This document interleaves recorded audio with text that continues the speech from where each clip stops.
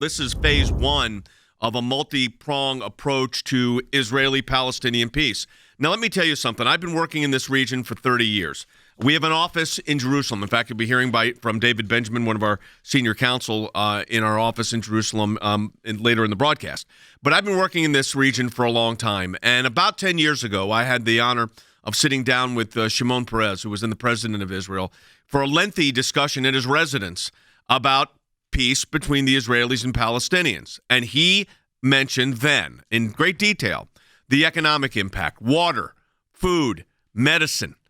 You're looking at a $50 billion increase or $50 billion investment over a 10-year period into the Palestinian areas. That would be Gaza and the Palestinian Authority, West Bank, we call the West Bank, to revitalize the economy, revitalize healthcare, revitalize education, revitalize economic development, put in place safeguards for the rule of law, for contract rights.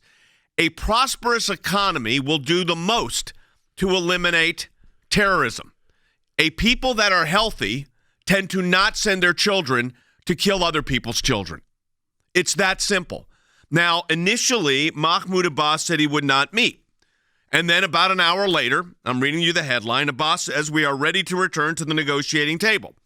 And the reason they're ready to return to the negotiating table is they have to when you're looking at a $50 billion investment coming from a variety of sources, including neighbors, Jordan, Egypt, Saudi Arabia. That impact alone is very, very significant here. Yeah, those three countries alone that Jared Kushner mentioned, Jordan, Egypt, and Lebanon, we're not going to let Mahmoud Abbas mess this up for them, mess this opportunity up for them. They are much more powerful. He oversees a sliver of a territory. They oversee nations like Lebanon, Egypt, and Jordan. And with this total plan that will be announced and presented tomorrow in Bahrain, the fact that the U.S. and the Trump administration, which is very pro-Israel, I just want to underscore this, recognize the first president to recognize Jerusalem as the capital of Israel.